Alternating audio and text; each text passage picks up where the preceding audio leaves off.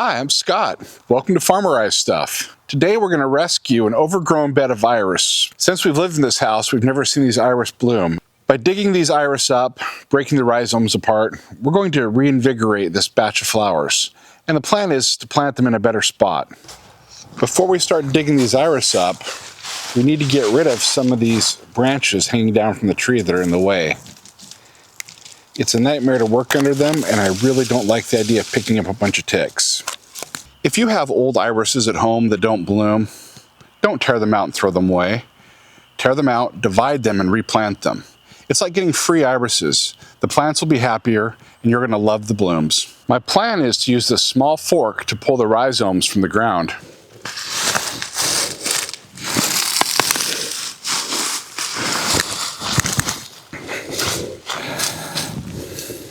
This is working exceptionally well.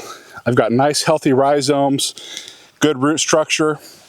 These plants will transplant perfectly. As I'm pulling these out, I'm making sure that I'm leaving as much grass as possible behind. I don't want to move that to the new bed unless I can absolutely avoid it. Pulling these iris from the ground and replanting them will certainly reinvigorate them. I think we're going to have a beautiful bed of flowers. It only took about 20 minutes to harvest all the iris from this bed. I ended up with two really large buckets. I'm going to guess there's somewhere between 120 and 150 plants total in these buckets, and I have just the spot in mind where they'll be planted.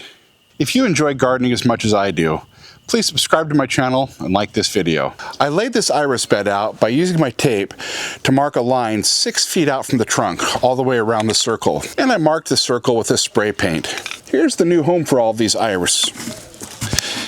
It's a 13-foot circle beneath this pear tree, and this will be a great place for the iris to live. My next step is to cover the iris with a little bit of dirt, and then I'll mulch them heavily. I'm going to bury them just the way they are, foliage and all.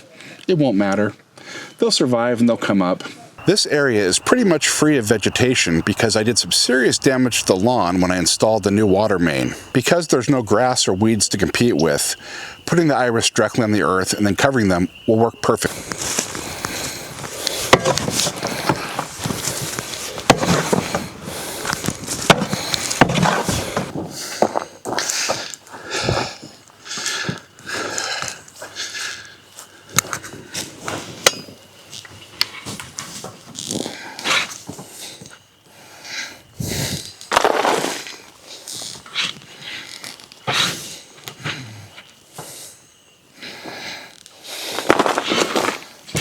I think this iris bed turned out great. I was able to save a whole bunch of iris, probably 120 to 150 of them, from the old bed where they were just overgrown, crowded, and dying.